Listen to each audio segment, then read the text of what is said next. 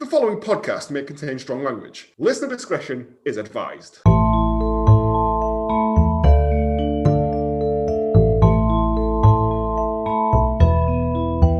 morning, good afternoon, good evening, and welcome to this week's episode of the Hallmark of Greatness podcast, a podcast dedicated to highlighting the beauty of all the Hallmark Lifetime straight-to-TV movies that don't get the admiration they fully deserve. I'm Anthony Burke, and I apparently live in a hotbox, and with me as always are two people who I imagine are equally as sweaty in their houses. He's currently getting advice on love from a horny Turkish sea captain, Mr. Joe Higgins. I'm so sweaty. This is gross. Yeah. I can't even have the door open because then you hear all the people going up and down my street. So Yeah, I just have to close mine because of the traffic. It's awful. And he's joining us from a jail cell after he attempted to break out of jail with just 1 day remaining on his original sentence. It's Greg Lowe. Day's a day, isn't it? But I am fully showered and fresh, so not quite as sweaty as you two, apparently. I've just been on the bus home for an hour, mate. It's Oh. Didn't that happen? Didn't someone, famously, while being transported to prison with a week left, escaped? Really? It's always the joke on The Simpsons and stuff where they've got 1 day left till retirement. Well, that's the thing, isn't it? That's Lethal Weapon, isn't it? But yeah, Simpsons. Okay. That's the one Simpsons references episode. If you'd like to keep up to date with all things Hallmark of Greatness, you can follow the show on Twitter at Hallmark of Great, on Instagram at Hallmark of Greatness, or if you'd like to get in touch with any recommendations or thoughts or anything you think we may have missed, you can email the show at hallmarkofgreatness@gmail.com. Find us on Facebook by searching for Hallmark of Greatness. I tried to get through that as quickly as possible. I know, it's a big old gabble, that, isn't it? Facebook. The quicker we do this, the quicker we can get outside. We've also finished Doki Doki Literature Club. So this week, where I think I'm playing Farming Simulator, Yes! which sounds like it's going to be a laugh riot. Can't wait to watch that one, Joe. I'm hoping I can mash up some farm workers in my combine harvester. Again, I think you need to be playing GTA. No. Also, very much looking forward to Lawnmower Simulator, which is a genuine thing. If it's less than 20 quid, I might buy it. She's all that shave my balls money that you got. Smooth my balls. We never got any of that money. Smooth my balls, sorry. I never saw Penny one. ball hair one of that. Yeah. You smoothed your balls Distinctly for nothing. unsmooth balls all around. They're so smooth now, they use them to measure, snooker balls. I don't know, I couldn't think of anything else that was smooth. Snooker balls is fine. Yeah, it's fine. Right, this week's episode.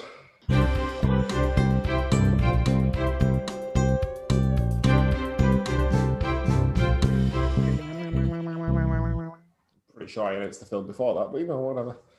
Changing up this week. Freeform. Sun's going out. After the ball. Speaking of balls, after the I was ball. going to say, that's what you call a segue, son. 2015's After the Ball. Do you have your prediction, Joe? I do. Good. After the Ball.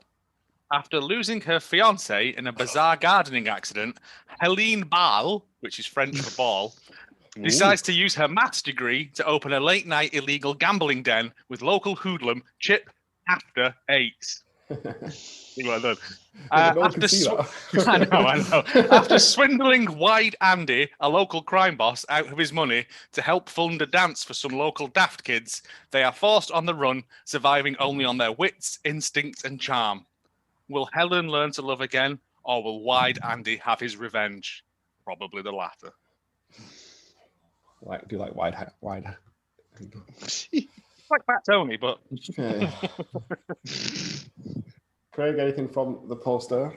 Well, from the poster I saw, because it's not the one that's on Amazon. I have actually seen the proper poster for it. Oh, really? It kind of looks like The Devil Wears Prada meets Cinderella, is how it's being sold by the looks of things. It's a lot of drawings of dresses with our favourite man, Daniel, holding a shoe that I don't think is a shoe that's featured in the film, but hey-ho, photo shoots.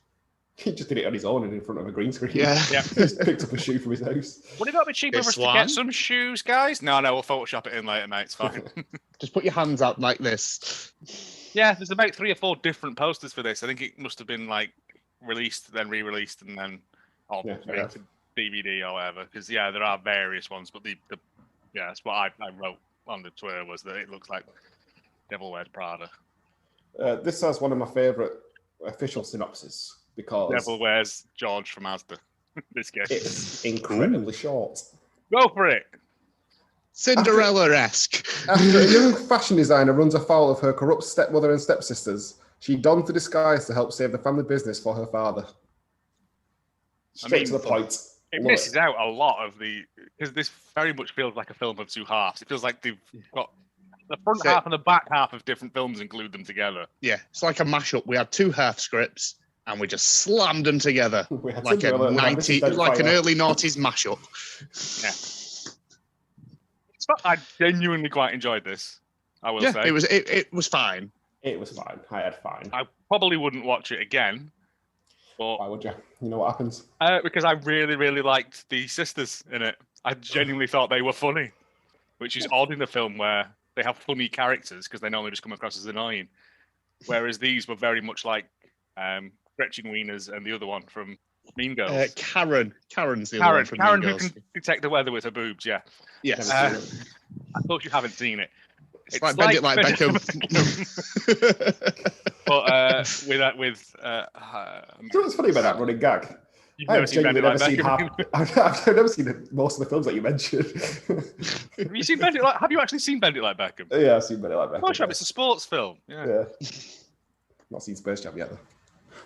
Apparently don't. Yeah. I've heard nothing but bad things.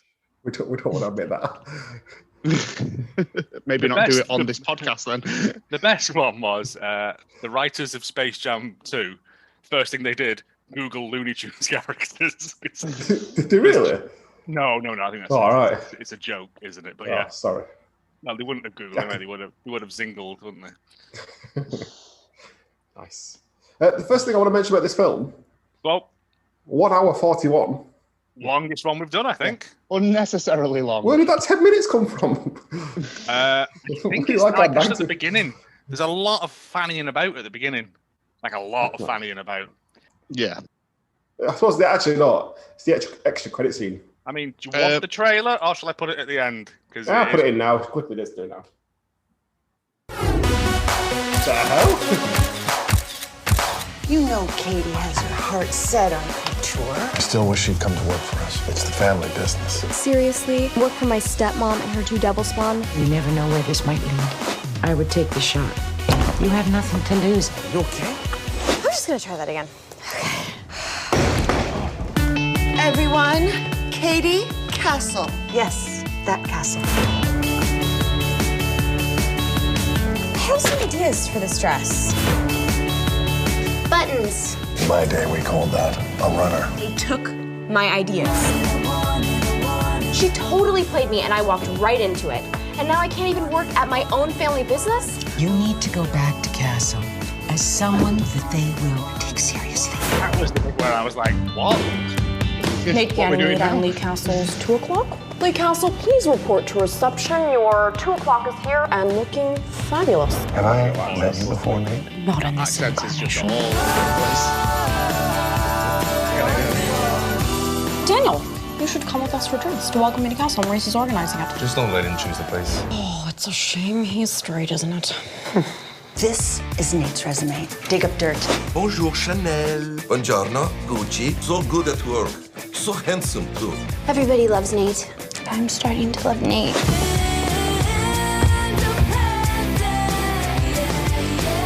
Great, you got I'm something. really doing it as a particular service, this trailer. Yeah. No. It's a cheap cleanser. Come in. Perhaps the visual would make sense. It really doesn't. She's probably just running behind schedule. It makes it seem like a sort of stale, run-of-the-mill Hi. Disney Channel film. Wow. But I just don't. We're taking Colin's offer. You cannot sell Castle. He has our full line. Are you ignoring me? Nope. Yeah, you're totally ignoring me. Nope. That's from like the half-hour mark, and then the previous bit was from like the 95th minute. Yeah. The cutting of this is bad. Yeah. Can't stop thinking about her. Sounds Wow. too good to be true. Voice annoys the shit out of me.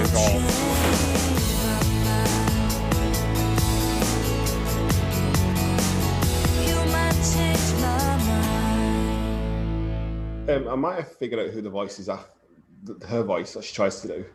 It's been driving me nuts. Go on. Well, based on the one episode of How I Met Your Mother that I saw, sorry, no, I watched all of How I Met Your Mother. One episode that he's in, lie. Someone called Tim Gunn. He's an actor and something else, but apparently he's a big fashion person. I mean, it's just generic. I don't want to use the word mincy, but it's generic. It's close enough to this guy that I recognise it from one episode of How I Met Your Mother that he was in.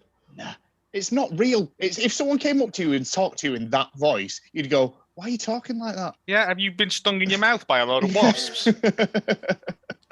Stop eating wasps, you idiot. They fight back. Bees only do it as a last resort, yeah. Eat as many bees as you want. They're a crunchy treat. Starts off, 8 million production companies roll across the screen. Yeah. 5 minutes later, we get to the start of the film. Do you know it's going to be a good sign when it's got that many production companies? Oh, no, it just rolls and rolls and rolls. It's just one of those GoFundMe. Yeah, everyone had to put their name on the start. Yeah, I was gonna say, we could have chucked in a tenner and got the podcast on the front of it. The Metro Academy of Fashion is having its end-of-year fashion show. So there's a lot of people walking up and down in ridiculous clothing. There's someone with an actual legitimate box on their head. That's just fashion shows, isn't it? I genuinely don't know. My knowledge of fashion shows extends to that one episode of The In-Betweeners. I was going to say, it's 3 working class men from the north of Britain. We are not the target market for having any sort of guess on this. I literally buy my clothes from Asda. Yeah. Yeah. Good quality. You're lucky I'm wearing clothes right now. I mean, I wouldn't be the first time I've been on camera with no top on with you lads. She's scrabbling about our hero, Kate Castle, is scrabbling about trying to find a pin to fix something. She runs backstage where the last fashion people, what are they called? Models, that's the word. No, last fashion people, that's fine. That's the last fashion hero is waiting to go out with a very, very dubious Russian accent. Yeah. One of the first many bad accents in this film. And yeah, she goes off. Everyone's happy. She goes to speak to the head of Gucci or someone who's at this. One of them, yeah. I don't know if it's Gucci or it's made up. No, I think it was. No, because they use a lot of. Yeah. They use a lot of real brands and stuff in this. And she's like, "Oh, any job's going?" And the lady's like, "Wait. Your castle, your dad rips off all our ideas and sells them for cheap." And she's like, "Yeah, I do." No, then. And I'm like, that didn't work, did it? I mean, it why not have a stage name? I'm sure you designer, you can adopt another name so that you don't associate yourself with the rip-off merchants at Castle. Ganymede. We find out later that she hasn't spoken to her dad for 4 years. If she just says to that woman, "Yeah, I found out that he was doing that. I've not spoken to him for 4 years." Yeah, he's estranged. I know someone else, yeah. No. Never mind. And she goes back home? She gets a text message or some kind of email from someone to say, "You've not got a job. Come back to Montreal and we'll look after you," or something. The fashion hotbed of Montreal. Oh, yeah, the woman she talked to from Gucci looks like Dorian from Birds of a Feather, which made me laugh. I mean, and she's out on a balcony and we get Hollyoaks text boxes. Nice. Oh, yeah, we do. I'm always a fan of that. Yeah. And then it gets really annoying because it just keeps doing the alert constantly. And I was just, who has their phone on loud in this day and age? If you're trying your best to get into fashion, surely stick around in New York. That seems to be a fashion capital of the world rather than Montreal. Montreal, mate. That's where it is, isn't it? It's where all the big fashion houses are. Big crapper hats and and plaid. And she arrives at what I found out today from Craig, her godmother's house. Yes. Flash shot, which has the name of the film on it. Hey! The shop that she runs is called After the Ball, which is like a vintage clothing shop that her godmother runs with non-union Stanley Tucci. The most Stanley Tucci, not Stanley Tucci of all time. I had him as Stanley Tucci crossed with John Travolta, how he looks now. I like non-union Stanley Tucci because he's just on the keg constantly throughout this. He's always got wine on the go, which is fun. Oh, right, because I've brought as well. Her dad sort of gives her a bit of a weird hug, but it's not. It's just like the weird gay uncle or whatever. Because they're not married, roommate, is it? I assume he was some kind of old family. Business partner. They're both into fashion as well, it seems. Or was it a vintage shop, did you say? Yeah. They seem to both be into fashion. I think they were friends with the mum. Yeah. Friends with the mum. That would make sense because they're both free-spirity sort of people. Because I think, she's described as a sort of hippy-dippy mum when we finally some of the big jewelry, briefly mention her at the hour and a half mark. Yeah. Just make sure that she's dead, that's it. But she then applies to work at Castle.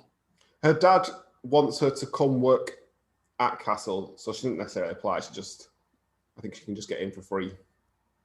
Well, okay. And to be fair, take the job. I mean, you're literally coming off university. You're going to have a shit ton of debt.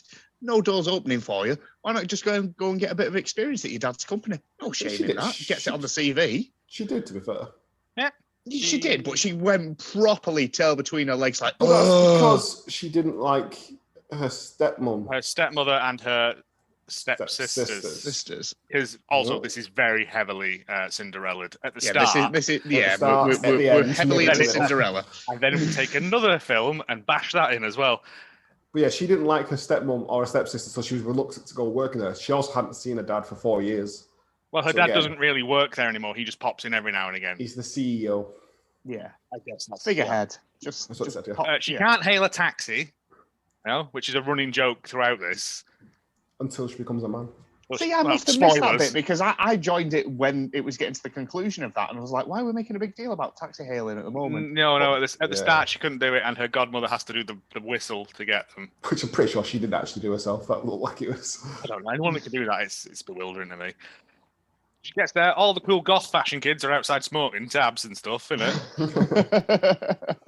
They're all laughing at her because she's put clothes on that aren't black. I don't know. Fashion's weird. It just seems to be like having them loose hats on. That's what it seems to be. She's got a baggy woolly hat on because it's winter in Canada. It's always winter in Canada. I love Canada. No, you're thinking of Narnia. Of course. With all the Turkish Delight you can eat. Everyone act about that Turkish Delight is. Just sat there for 6 months. It's like a perfumed lung. It's awful. She bangs into the door in some great pratfalling, and we meet. There's a lot of pratfalling in this. There's a lot of falling over. I thought she had something wrong with her brain, to be honest. I thought she had like petit mal epilepsy or something because she falls over quite a bit. And is this where she meets Daniel, who opens the door for her? Yeah, yes. But she then smacks at his face. Yeah. And then she hits him in the face with it. I did actually chuckle at, to be fair. It was pretty good. It was pretty well done. Yeah. She goes to speak to the receptionist, who is traditional. I mean, like, I've got literally everyone in fashion is sassy. It seems to be a stereotype that they've. I think it's just a stereotype. That's not how receptions work. You have somebody in the back room answering the phones. You don't have somebody front of house just ignoring your clientele. Unless you're a WeWork, you don't have one. Yeah, well. Yeah. Well, that's COVID, isn't it? So he's the fun receptionist. Eventually lets her in. We meet her stepmom, who is a bitch straight off the bat. I didn't write down her name. Did anyone get that? I don't know. I just called her Badwig because she's got a terrible wig on all the way through this. Well, whatever. She's probably called like Susan or something, isn't it? They're normally called Susan. Bloody Susans. Call her Susan for no harm. Everyone in fashion is just sassy on a stick. We meet Maurice, who is Robbie Rotten from Lazy Town, so that's a fun thing. He's the gay French guy, and he's never seen Lazy Town, has he? No. And this is where we're introduced. She goes into a pitch meeting that which wouldn't happen on your first day, which wouldn't happen 5 minutes after you've been hired. Well, it turns out Castle has a ongoing policy of people who are trying out for jobs putting them straight into board meetings, as we find out later on. She's called Elise, the stepmom. Oh, okay. And the two twins, no, they're not twins, are they? Not twins, they're not twins. Sisters. They will repeatedly tell you that. It's a fun joke. And Simone. It's a fun runner. They put her in a dress that she rips.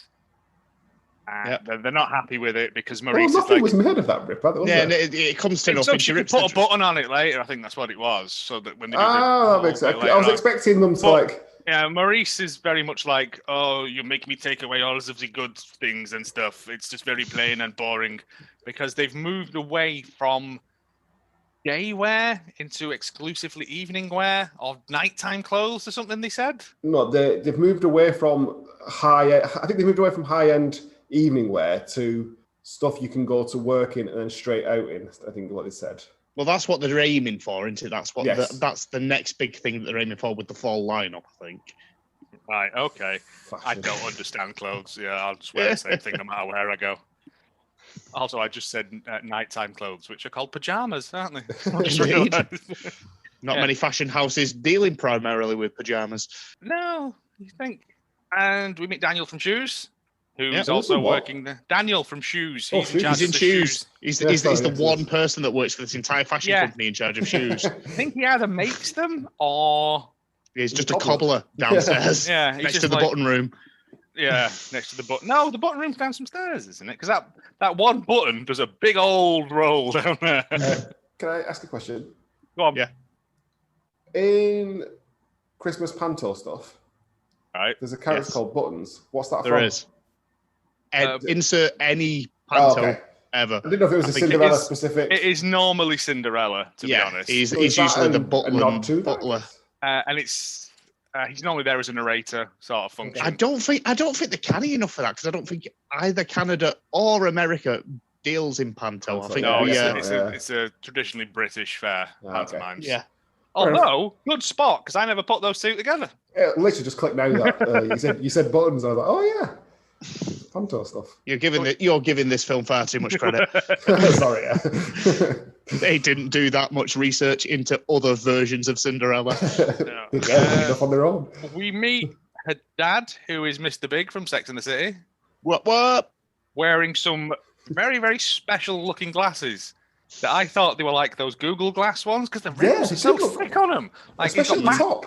Yeah, like he's got batteries in it. Like he's in orbital or something. Yeah. Well, I would presume that probably Chris Noth's the actors because there is no way that he was around. I know he's in this film a lot, but I bet he filmed for a week. Yeah, he's not there for a long time. He's literally the biggest name in this film. Barring one person who we'll get to when this film just comes to a screeching halt and we all go, wait, what? Oh, I genuinely shat my pants when the thing happened. I was waiting because you'd already preempt me with saying that, there's somebody in it. But when they finally do show up, I literally had to turn to you and go, is that who I think it is? Yeah. Yep. So the mother and the stepsisters put her to work sorting out a big old room of buttons that has never been sorted since 1978 or something. Yeah. Because that's what every fashion house apparently has, just a button room that's just slapdash full of piles of buttons everywhere. Yep.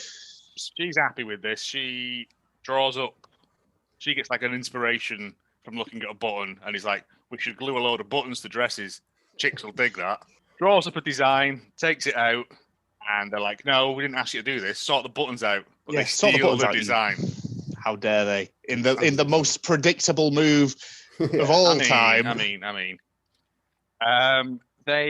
She's then sorting a button and it gains sentience, escapes the room. It's at this point I start to ask, is magic real in this universe? Yeah, I was like, because it pops a wheelie, it just starts wandering away. At one point it stops and waits her to follow. Yeah, come on, catch up. Spins around, catches fire. We'll head downstairs to where Daniel from Shoes, Daniel the cobbler, Daniel from Clark's. He's not even got one of them things that you put your feet in and they move it up and down. Oh, you have to be specially trained for them. Trust me, I've had encounters with the staff at Clark's recently. Clark's now they don't. It's a machine now anyway at Clark's. She takes a ticket, sits down. Waits for her turn. Not at the moment. Pre-booked 2 weeks in advance, unfortunately. Yeah, really? It's all behind perspex. I dared to walk into a Clark's a month ago without a reservation for my daughter, and I was literally booted out the door. And then they charge you for the boots. Abroad? Do they have Clark's abroad? They do. I think in America, it's like quite a posh shoe shop in them. I may be wrong on this. Don't quote me on that. But Clark's is essentially where you get your school shoes from. Yes. Very posh, very expensive school shoes, but they last. Yeah. They last the whole term. Well, until your feet get too big as you're growing child. She drops the button on the floor. They both bend down to pick it. They bang heads. This is the meet cute, isn't it? Yeah. I literally wrote classic. Okay. It's just a classic. He shows her a shoe, which is a weird thing to do to try and impress a woman, but whatever. But what I did. Yep. And what, Anthony? Well, we get a disturbing phrase, toe cleavage. Toe cleavage. Yeah, look it up. Well, I don't want to Google that. Nope, right. Toe I do cleavage. not want to know what appears when you type in toe cleavage. I looked it up because I'm not afraid. It is a real thing. In incognito mode. Bold brass me, son. I don't care. If anyone's going through my phone and they find that, that's the least disturbing thing they'll find in there, I assure you. Is, at the front of a shoe, a lady's shoe particularly, if they cut the toe bit short so it shows the top bits of the toe where the toe attaches to the foot, essentially. That's toe cleavage. So in the same way that a low-cut top shows chest cleavage. Which Joe is now showing us. Yeah, I know. It's a physical demonstration.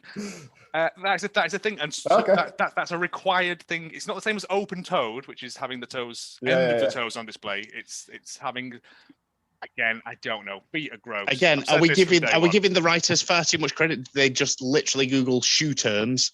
Well, they did use phrases like vamp and stuff, which are also parts of a shoe. So yeah. I learned a lot about shoes last night. More than I can never get rid of out of my brain now either. But yeah, it's a real thing. Because that was written in capitals on my little sheet. There's more wacky antics happening. At this point. Going through the motions, isn't it? Yeah. It's running through your basic Cinderella story at this point. We're just like, I can see exactly where this film is going. Before all this, she does have an awkward interaction with her dad. Yeah, that's where it is announced there that she hasn't seen him for 4 years, and it's kind of a weird little bit of a relationship. Yeah, he's very. Did they ever mention why they haven't spoken? He's busy. Oh, he's always busy. He says, Mum's dead. We'll go out for dinner tomorrow, and then later on she's like, "Oh, we can't because we're going to see the mayor." Yeah, it's always the goddamn mayors. Because fashion house heads often go see the mayor of Toronto on a whim. Montreal, sorry. As Daniel walks her back to her button room, not a euphemism, that there are huge button floors here that are not used because they buy everything in cheap from China. Yeah. And this annoys Kate because she's like, well, we could make stuff cheaper in-house. Well, I think it'd annoy you more of, why am I in this button room sorting buttons for clothes that are not being made? When apparently Castle, whatever it's called, was that's a good pun, isn't it, that? Was it its pomp? They used to make all the stuff in-house. Yes. And but now that their sales are dwindling, there's no longer make stuff in-house. And there's a link. Yep. Also, quite importantly, her dad didn't go to any of her fashion shows. Fashion show. Mainly because he's just an ass. It is, but other reason for that. It comes back later on. It comes back round again, doesn't it? Yeah. There's more wacky antics. There's a montage of her sorting buttons and shite. Yeah, it's just that this whole section here. At this point, I'm looking at the runtime and thinking, how have we still got an hour and 20 minutes to run on this? Yep. They did say something which I'm going to use from now on. When I think he asked if they got any kids or they're married or anything, and the response was, "No, I'm quite unattached." Yeah. Which I'm now going to use if anyone ever asks me. Well, you're not quite. You are actually unattached. Vehemently unattached. Aggressively so. I'm alone. At the next meeting thing, the two wicked stepsisters show Kate's design, and the dad, Mr. Big, takes credit for it. And he's like, this is what we call a runner, which is like a weird running joke as well, isn't it? Who takes credit for it? Two sisters. The evil stepsisters. Yeah. Oh, yeah, sorry, I've got that written down. Missed the point. I've also got, at this point, the dumb one of the two sisters is genuinely pretty funny in this. I thought she was funny. She has a lot of very good lines and plays them very, very well. Then they give Kate's been promoted out of the button room now because she sorted that out. That's a full-on afternoon. Yeah. I mean, I don't understand how you would. Anyway, yeah. And they give her some jobs of taking some stuff to the flagship store. Well, they're moving it to design. And also, they need her to upload these designs to the FTP server. Again, she's now being promoted to an actual clothes designer, and yet she's running clothes to the shop Yep. and uploading stuff onto an FTP site. Again, this seems more like admin. Yep. Again, but he's basically answering the phones, isn't he, and being snarky. That's his job. Snarky Kenneth. Yeah. She's like, no, you can't get your bag. Take these things now. So they steal her phone. The stepsisters steal her phone. There's a good bit of back and forth there with that as well between the two of them. Yep. The best thing in this was those two, to be honest. Everyone is very snarky. She takes the coats to the shop, and the snarky clerk behind the counter is like, These aren't good. Yeah. And then she sees a girl trying on a prom dress, and she's sad about it because she can't have the more expensive one because it's too expensive. Such is life. Too expensive, but she thinks that she could easily design something cheap and affordable that looks as good as the expensive one. Then start your own fashion company. If somebody's going to a high-end fashion house to get their prom dress, there shouldn't really be a budget at the end of the day. But it's not. This is the thing. It's not high-end, is it? She literally says, we make clothes for people who shop in their lunchtime. Yeah. So it's people like us, ideally. I'd rather not shop at all. Oh no! If we're shopping at Asda, we're doing it while we're doing our grocery shopping. That's bottom of the rung. I'm gonna get that Space Jam T-shirt for Anthony. I love that. I'm not getting that. I'm gonna say I nearly got you a Space Jam lunchbox when I was in Primark the other day. You can put your frubes in that, Anthony. That'd be a fun thing, wouldn't it? and your thins, your cheese thins. Your one Dairy Square on a thin, the most flat meal possible.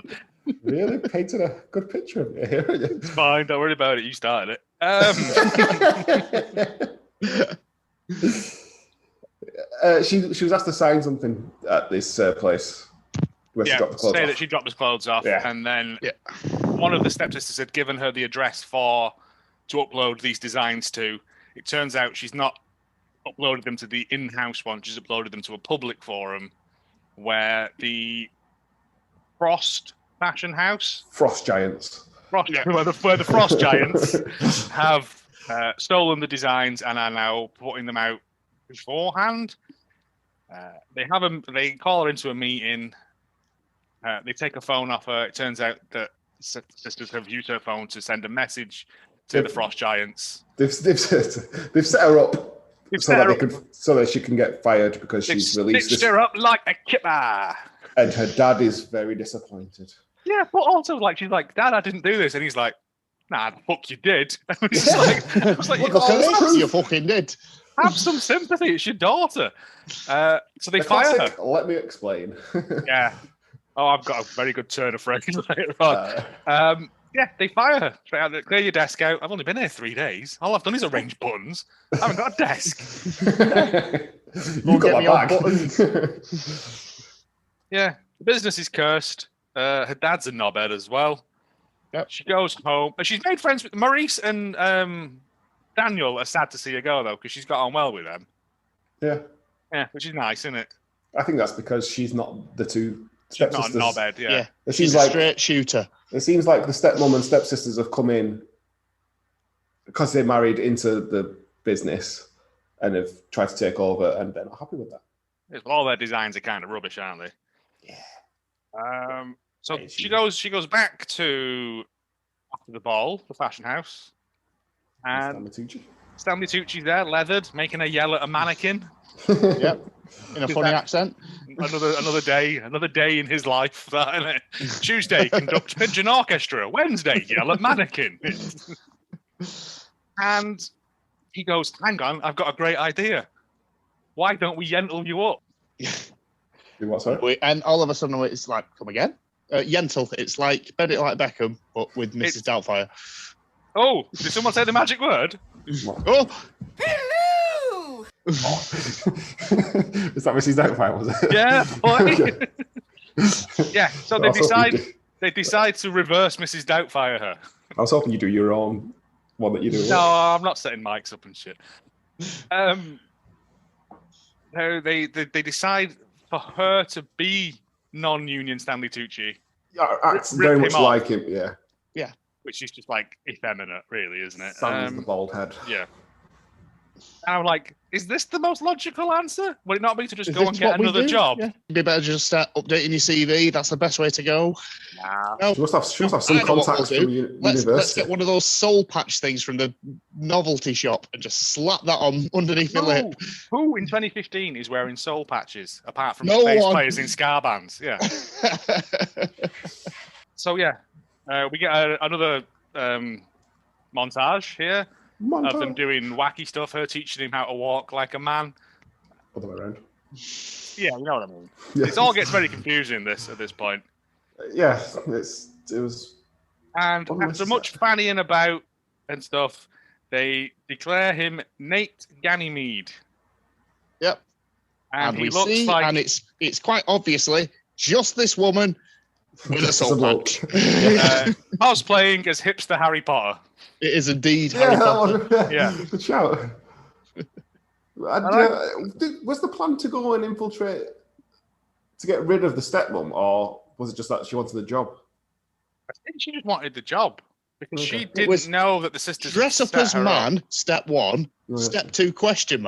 Step 3 run fashion house. The underpants gnome rules. Yeah, I don't know. This feels kind of offensive. I don't know why. It just did.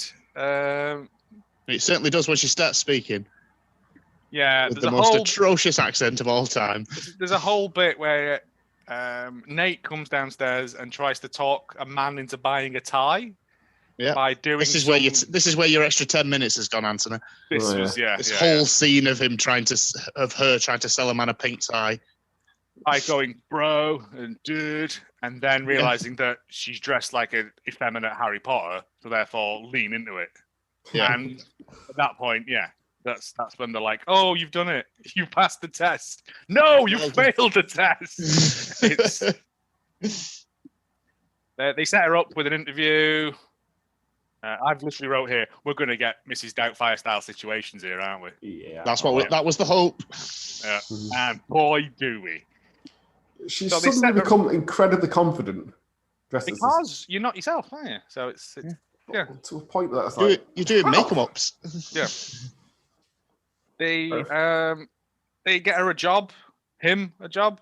Nate a job. Get your pronouns right. Confused. Well, I don't know because I don't think they identify as a man. He goes in, he sasses up the sassy receptionist. He out-sasses the sassy receptionist by dropping the phone on the floor. Something like that, yeah. And getting on the tannoy. So comes in, he has the interview with the wicked stepmother who's like, "Oh, we don't know whether or not," but he's wearing the first coat that company ever made. Something like that, yeah. And Mr. Castle comes in. He's like, "Nice coat," and Nate's like, "Yep, sweet. I've got a job. You're hired." So he's like, "Bring me chief something." Designer of some sort. Bring me something good in tomorrow. Because otherwise we'll break your legs. You're not having the job. Yeah, you're not having the job. And what does she bring in? Just a shirt and tie, it looked like. Oh, that was later on. No. Nate goes home, takes his hair off, and becomes Kate again. Yeah. And he's like, "Oh, but they've already seen all my designs in my portfolio." Oh, yeah. Because the mum did, the wicked stepmother had a look through the portfolio. Yeah. Like she didn't photocopy them all and steal them. Yeah. So she pulls out this dress that she did for her final thing that looks like a big bruise. And he's like, one "This that is her the one." dad didn't go and see. That's why it's important. That's why he wasn't there. Yes. That's why it was mentioned. And she brings it in the next day. The two sisters are trying to hawk some sort of sparkly bullshit as office to night time wear. And I'm like, unless you're like a 57-year-old librarian called Brenda, you ain't wearing sparkly jumpers to work, are you really? No. It's not. Nothing against librarians or Brendas. But yeah, it's a strange thing. And then Nate whips out this thing and everyone's like, "Holy shit, that's like the cure for cancer." And it's like, they all love it. This is fashion. They all love it. And he's like, "Yeah, I can draw up a whole fall line for this." Is a fall line important? I think it's like not quite as important as the spring line, but more important than the summer line. Oh, I don't know what those mean. I think it's just like different tops. It's just a way to keep you buying clothes, isn't it? Is it just for that particular time of year? Yeah, it's just a lot of browns and oranges. Yeah, Leafy. a lot of burnt umbers. Yeah, leafy. Yeah, you walk around looking like poison ivy. Yeah. And then she gets into an argument with the two sisters as Nate, and harnesses her inner Mel Gibson. Oh, where you going with this? Yes, I noticed this. And says, "Look here, sugar tits." Okay. Which was strange, I thought, because that's not a normal thing to say, is it? But Maurice loves it. Oh yeah, He's writing it down. He's tweeting it. And he's like, "Yeah, good use of the word sugar tits." I've only ever heard Mel Gibson say that, and he's a hero of mine as well. He explains that Daniel's ex-fiancée cheated on him by letting another man put his fork in her fondue. Yeah, which, as euphemisms go, is fucking gross. It's not, is it? And then, they all agree to go to a club. Oh, yeah, Maurice is like, "I'll pick a club." This scene goes nowhere. They just get leathered, and Nate tries to kiss Daniel. Yeah, and he says he has a severe case of the not gaze. He doesn't. He's like, "Hang on," and then Nate runs off, and he's like, "No, I'm fine with it, but I'm just not that way." But Nate treats it like she's just shitting his cereal or something. The next day, anyway, they're in work and explaining that they've hidden Nate's designs on the server and put a fake. Yeah, they've essentially renamed them like tax statement 2012 to 2013, and we've labelled something else as fall designs honest. Well, we've labelled Maurice's early 2000s alien sheet line that he had. It's been renamed Nate's Designs. Look at this. Yeah, steal me, please. And they've also installed spyware activation or something on there, which I didn't quite understand. Not how spyware works.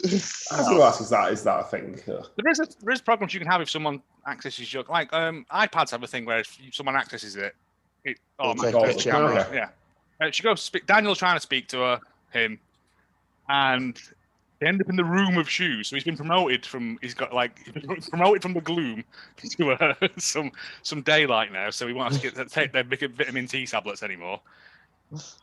And he's like, "I really like this girl." And Nate's like, "Oh, well, you should probably talk to her."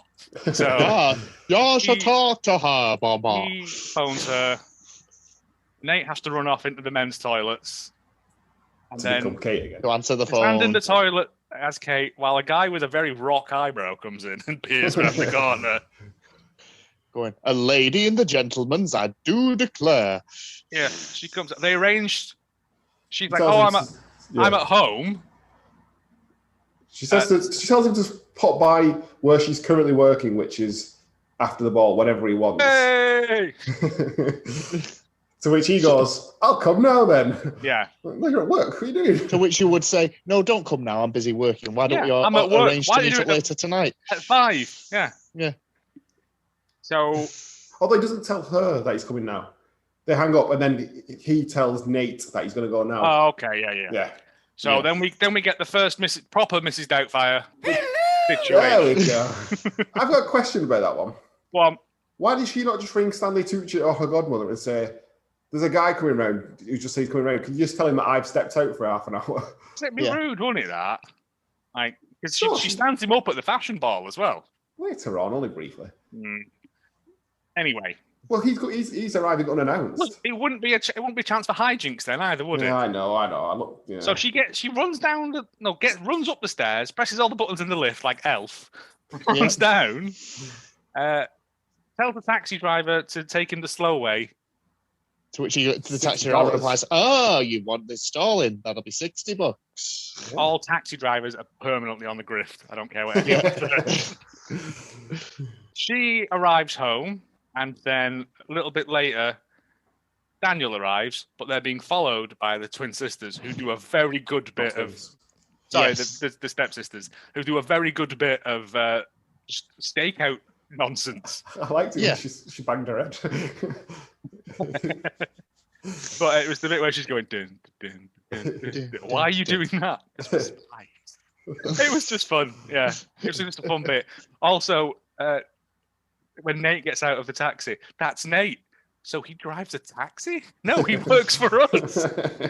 It was very, very silly, very fun. Oh, where is this set? We found out it's in Montreal. Because they're all doing weird accent bits at one point. When they phoned up non-union Stanley Tucci. He's all the references. Yeah. Yes. He does quite a lot of accents. Yeah, and one of the sisters says, "I don't understand foreign," I think is the line. At which point he then does primarily foreign accents. Generically foreign. Yeah. He wasn't bad at them, though. No. But at the end of that bit as well, the sister is like, everybody seems to love Nate. I think I love Nate. Again, it's just good bits. It's just a good throwaway line. Yeah. Yeah, they're trying to check out all these references because the stepmom at least wants to get rid of him. Yeah, they're trying to find dirt on him. Yeah, because he's too good to get rid of. Otherwise. Because success. Yeah. Why would you want to succeed? Well, go to the flagship store where they're having an opening. Launch of the Bruise dress. And who should walk in but the king of the Frost Giants, Colin fucking Mockery? Yes. Who's right out anyway? of left field? Yeah. Yeah. Was not expecting that when I was watching it. I had to pause it and go, is that Colin Mockery? Yeah, my only disappointment was Ryan Stiles didn't turn up as well, but my disappointment was that he didn't do his dinosaur impression. But yeah, or at least put his hands through someone else's. Yeah, he is the king of the Frost Giants, and he's there to just see how. Also, he is actually in this called Colin as well. Yes, I know. It's called Colin Frost. Almost as if he agreed to do this and said, "I'm not changing my name. I'm not learning another name." So I can't respond to two names. Yeah, aren't you like really good at improv? I don't care. My name's Colin. He was like, "I don't need a script. I'll just improv it." And he's there to see like this line fail. Because he is in cahoots with Elise, is it? Stepmom? Elise, yeah. Yes. Yeah. Evil stepmom. They have a bit of a back and forth. Again, I don't understand. I don't understand the scheme because she is essentially running Castle as it is. Her daughters are already the lead fashion designers. I don't understand the process. She's running the day-to-day, it seems like, but the dad is in charge generally. Still has a... Whereas he's still waving everything off as okay, though, that the stepsisters do. If the Frost Giant of Colin buys out, which is what the plan was, buys out Castle, she then gets to be actually in charge rather than in... Well, she doesn't, because Frost Giant Colin will be in charge. I'm sure he promises her something. The motivation makes no sense to me, but I'll go with it because it's nonsense. Yeah. I mean, the plot of it is sort of incoherent at this point. Yeah. But, and then we kind of rushes towards the end of this. Gallops towards the end. Yeah. Yeah, it's like, oh shit, we've done too much already. Back to Cinderella, quick. We have a little bit of Mrs. Doubtfire. only tiny amount where they go to this big fashion ball where Nate... Oh, no. Before that, he gives her the keys to the archive. Who does? Her dad. Sorry, Nate gets the keys. Because Nate's golden boy number one, isn't he? Yeah, he gets the keys to the archive. And her dad does a big spiel about... He does. He wanted Kate to take over as well. Yes. Yeah. But there's a picture in the archive of Kate's mum who is played by Elliot Page, it looks like. Don't know why. It is uncanny. Yeah. Just a strange thing. I mean, you would have to squint because it is sort of blurring out in the background. They didn't really focus on it at all. But they decide that with Kate's designs, they're going to make these in-house. So they hire a load of machinists from somewhere. I don't know. Because it's a skilled job. There must have been hundreds waiting outside every day. Gone up. You know, when we fired you, do you want to come back? And her line is going to be called "Girls Will Be Boys." Yeah. I don't know. I think Blur's going to sue someone. Then we go to the fashion ball, and it goes all Mrs. Doubtfire. Yeah. Kate we should mention, was due to go to that fashion ball because Daniel asked her to go with him. But then she also has to go as Nate to go and wacky hijinks ensues. An interview or something, or press to give a press conference at the to announce the fall line. Some more fashion. Yeah. So he arrives as Nate, and then Daniel appears. So he has to go and get changed into Kate in a downstairs like electric, in like some Phantom of the Opera style bullshit under this thing.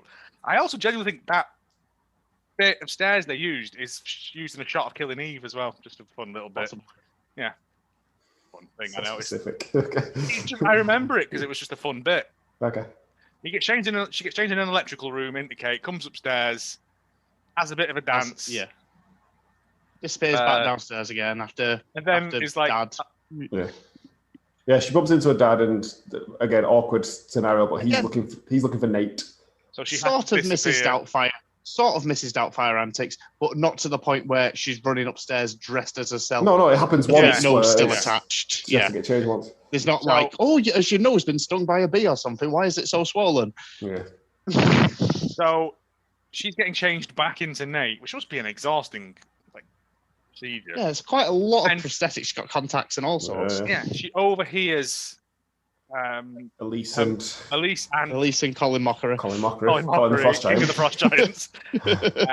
Discussing their top secret plans because they've got a hard drive full of the what Elise thinks quote unquote to be, fall line. Thinks to be the plans, but has a USB with a file called fall line honest. Wink, wink, wink. Nabbed it from the computer. And they're doing a lot of saucy banter. And then Kate makes a noise. The stepmom, she'd just gone half an inch more. She'd have seen around that corner, wouldn't she? But no. But there was a light on. You'd have a quick look in that little room and go, I'm clear. Yeah, but there could be a janitor having a talk in there or anything. You know, dirty janitors are up to. It's Brian Styles. Playing the dirty janitor. Doty Lawrence in there crying. Yeah. And then she runs off. Nate goes to confront them. Yeah. No. Yes. No, it is. She goes to confront him, but Dad has been informed that this person isn't real. Other people who she has had references from have said, I don't know who this person is. And he's like, wait a minute, strokey chin, strokey chin. And then Colin Mockery, King of the Frost Giants, is like, we're also releasing your plans that we've got now. Yeah. Oops, did I say that? Yeah. Yes, you're right. And Nate's like, well, no, fuck this. I didn't do that. And they're like, no. And it's not so much an arsehole turn, it's more of an arsehole roundabout at this point. Because her dad, we're all just stuck on it going round and round. I'd just be like, how has he made his money? Because he's clearly so an idiot. checked out now. He's so checked out. He's just, whatever. You want to buy my company? Fine. So he's like, you're fired. Blah, blah, blah, blah. Nate runs off, puts tries to get changed again, I think. Yeah, Kate goes and gets changed again, puts on a big cloak. Yeah, runs off. Meanwhile, Daniel's still waiting for Kate. Daniel sees Kate leaving, chases after her. Nate/Kate falls down the stairs. Which again, I would have gone to the doctors because you got something wrong with your inner ear, love. And then we whiplash straight back into Cinderella. Yeah, because she leaves a shoe behind. Now, what we failed to mention before, when they first meet and they bang their heads at the meet cute, she has funny feet. He makes her put a shoe on. And she's like, I have odd size shoes. And he's like, you do. How strange. Almost as if you should have uniform size feet, I'm afraid. No. Yeah. She gets in the taxi because everyone just drives taxis in this film. Let's get around Montreal. Oh, and then I've also got here, I'm intrigued as to what Dove.org has to say about this film. Nothing, unfortunately. I went on. There isn't Dove.org not touching this. Oh. God damn you, Dove. So they're doing a press conference thing the next day. Daniel shows up at after the ball. Yeah. With Maurice because she's phoned him saying she's phoned him as Nate. Something's happened on the Securita. She's phoned him as Nate, though. So they show up. Daniel's like, "Oh, I know you're Kate, really, but I've always wanted to kiss a bloke, see what it's like." Yeah. So he makes her try a shoe on. And she's like, "Oh, fuck. Oh, look at that penis, very good." And then he's like, "I know it's you, Kate." No, sticks the tongue in her. No, Kate, I need to shave. Maurice comes out and he's like, "Oh, you knew I fancied him." And then they're all like, "Oh, it's Kate." And he's like, "Oh, well, I'm confused permanently now." But it turns out that they have taken the alien sheet file instead. So the Frost Giants have ordered 50,000 units of this 100,000 garbage clothing. So they sneak in. I don't know. Rave culture will buy it. That's dead. It'll come back round again. It always does. Yeah. It's fashion. It's a big arsehole roundabout. Fashion. David Bowie said, isn't it? Fashion. I don't know. It's an arsehole roundabout. Yeah. So they agree to go to the big Castle. Castle is preparing to sign his business over to Frost Giants. Joe, the stepsisters come in and they are aware that it's not actually Nate, is Kate. Oh yeah. And they've got they want credit. They want something. They want Nate to go. I'm not. They want Kate as Nate to go. I'm not taking the lead design role. Yes, because Frost Giants. I want you to say that it's going to be us that is going to be doing it. And don't worry, I know you can't get in on your own, so we'll sneak you in to make this announcement. So they sneak in. Maurice has got 2 samples of these dresses that he steals. Yeah. Well, he made them when he. Well, he made them. Years ago it was, yeah. It keeps me awake at night, he says. And then the 2 sisters are like, "No, we're wearing these because we're the cool kids." So they're like, "Okay, dickheads." Fell into that trap, didn't you? They storm the meeting. There's a lot of people there. Again, this is one of those film plots where people show up. Not even Disney had this many people when they bought Marvel and Star Wars. It's like, why is there so many people for this 2 middle of the road fashion companies? 1, because it's Montreal, and 2, because it's Colin Mockery's a Frost Giant. To be fair, if Colin Mockery had a fashion line, I'd want to know more about it. Do tell. If he had a fashion line, I was purchasing another one. He's doing that well that he had to purchase it. But Nate stomps in and is like, "This is bullshit. This is a drill. I will show you that this is the right way to do it." Yeah. What? So he gets Maurice to play the video of them stealing the video footage from the webcam that they had set up. Yeah. It turns into the final act of Mallrats while we're showing the villain on screen. And then the 2 sisters appear. I'm intrigued. Dressed in this sort of thing. And Colin Mockery's like, "What the frig is that?" And he's like, "That's the designs." Yeah, and I'm like, at no point did anyone think to open up these files and go, "No, just forward them straight to China." Forward them straight off to the manufacturers, yeah. You put it in your computer, don't check it, email. I want 100,000 of these, please. Send. Right, well, you deserve everything you get then, Colin Mox. Hey. Hey, Mox. Leave the Frost Giant alone. Colin with a K. Yeah. And then, the security just evicts the other woman. Evicts the stepmother. Yeah. It's announced that she's the one behind all the leaks and she's boning Colin Mockery and she's trying to get this merger so that she can leave. We get the big... Kate finally reveals that she's been Nate all along in the most disappointing... Doesn't even pull off the prosthetics, literally puts her head in her hands like this, and then it cuts, and she takes them away, and it's perfectly made up Kate again. No ripping off I was rubber for prosthetics. Mission Impossible Mission style. Impossible style. Yeah. It was me, Boston. Yeah. Nope. And then the dad's like, "All right, great. 6 months later." So it was you all along. Yeah. 6 months later, Kate is still working there. Everyone looks a lot happier now. A lot more colour in the office. They did mention that quite a lot throughout the film, actually, where people used to be happy working there. Yeah, Mr. Big lamented that everyone was so happy people would stay overnight to finish the last little details of a design, but now that we're shit, nobody wants to be here. Try harder then, Mr. Big. Yeah. Kate's interviewing someone for a role there and just drags her straight into a board meeting. Well, not only that, she shows around, like, this is probably where we're working, and then just sucks face with Daniel. Oh, no, she says, "That's Daniel. He does shoes. He's in charge of shoes. Oh, his shoes are tremendous, she says. And she goes, not just his shoes. Yeah. She moves his knob, doesn't she? Yeah, that's such space with him. And if you were being shown around a job like that, you'd be like, this is awkward. awkward. I don't know these people. Do we all have to kiss him? This is strange. But her dress did have pockets in it, which I liked, because there's not enough of that for women. Well, I didn't know that was genuinely a thing, that dresses don't have pockets normally. Dresses, pants, everything. Yeah, they just don't have pockets. And then I've just got, well, that wasn't shit. But then there's the credits, and then there's a little bonus fun bit at the end. Yeah, Samuel L. Jackson walks out.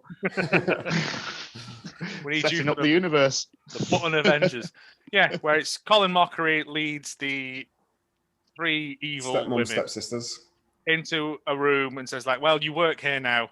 Leads them into a big room full of buttons and says, these need sorting.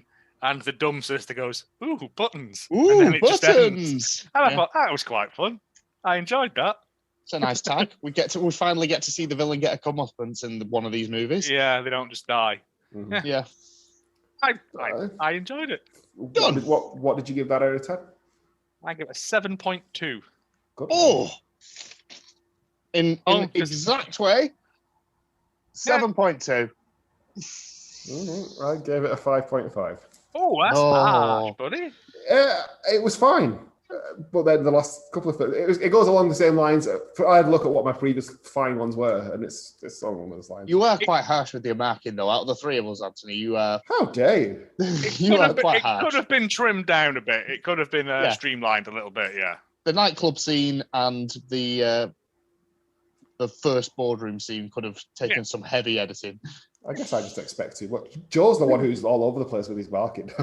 I forget week on week, mate. That's how I live my life. It's fine.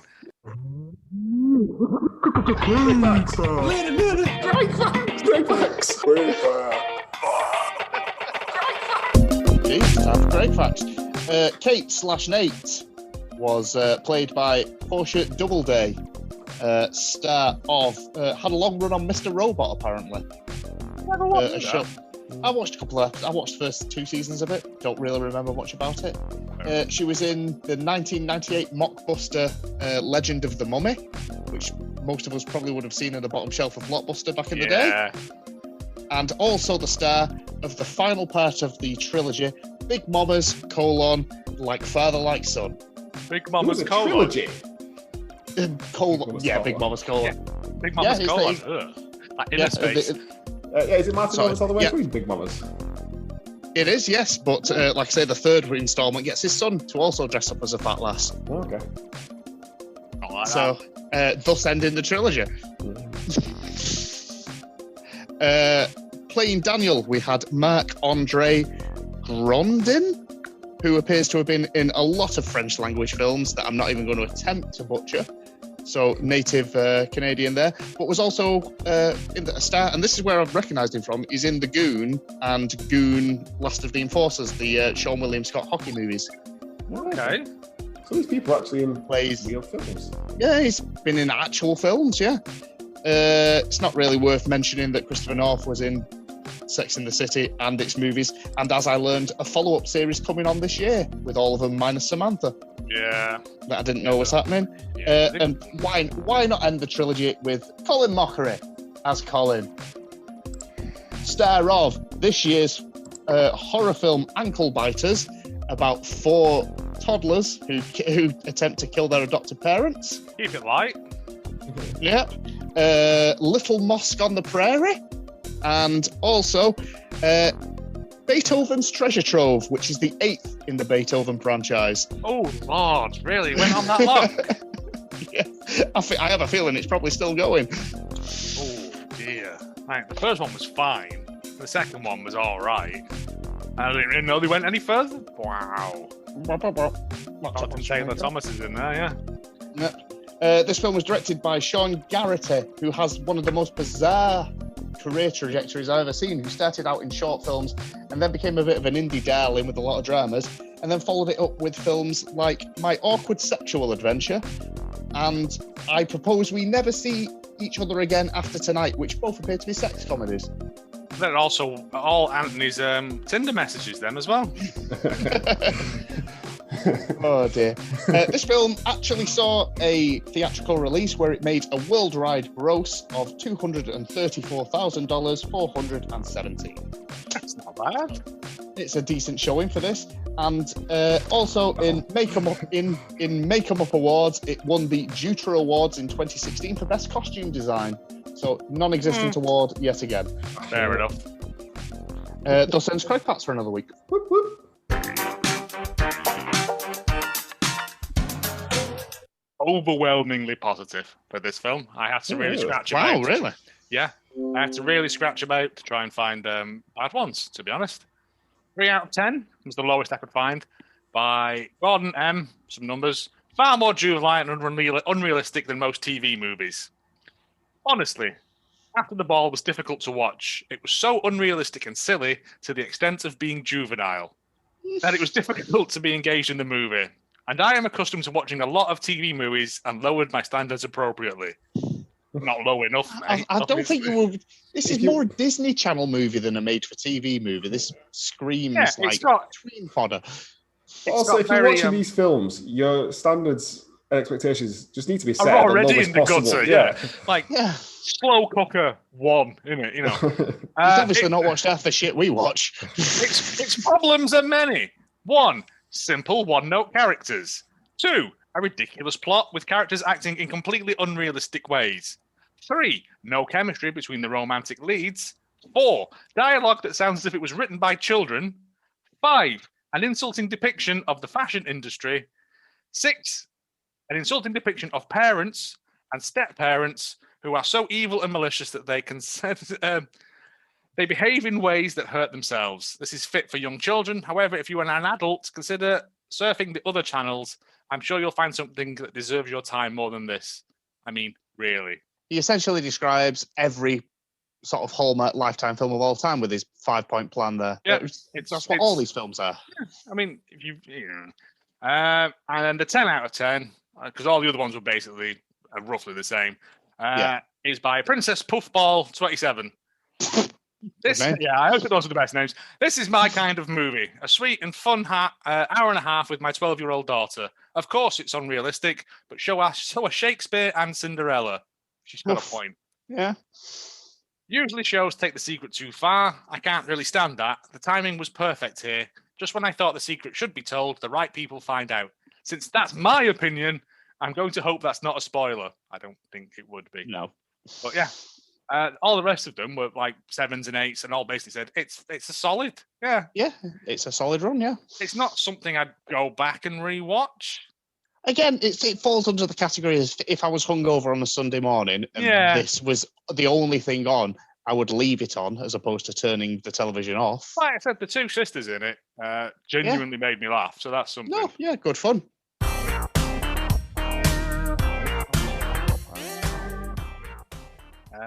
This week's podcast of greatness is the Beard Owl podcast.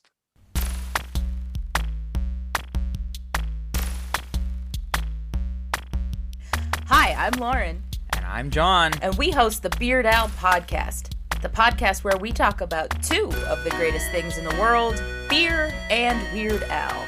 And a bunch of other stuff. That's right. Do you like nostalgia? Do you like sibling banter? Do you like beer? Do you like Weird Al? Are you human? If you answered yes to any of those questions, give us a listen. Become one of our loyal commenters. I guess we're turning into a proper podcast here now with proper trailers and everything. I put a thing out, people to send us them, man. I've listened to the Beard Owl podcast, and as you know, I was not a massive fan of Weird Al. I know you're just getting on the Weird Al train. But yeah, because I generally thought it was just parody songs. But yeah, there are some decent bangers in there as well. Yeah. And it's very fun. Go and listen to it. It's great. Excellent work. In conclusion, that's After the Ball. If you'd like to keep up to date with all things Hallmark and Greatness, you can follow the show on Twitter at Hallmark and Great, Instagram Hallmark and Greatness, Facebook search for us at Hallmark and Greatness, or email the show at hallmarkandgreatness@gmail.com. Joe's also got Twitch. Joe? Hallmark of Greatness. Friday Hallmark nights. of Greatness. Yeah. Friday nights, 8:30 usually? About 8:30 normally, Joe? Something like that. Depends, depends how pissed they get early on. Any final thoughts on this film? I'll do. Indeed. Yeah, it was fine. I enjoyed it. Yeah. That'll do. Solid film. Done.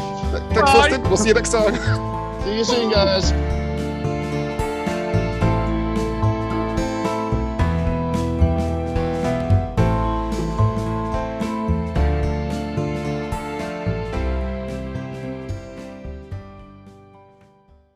And then they charged him for the boots.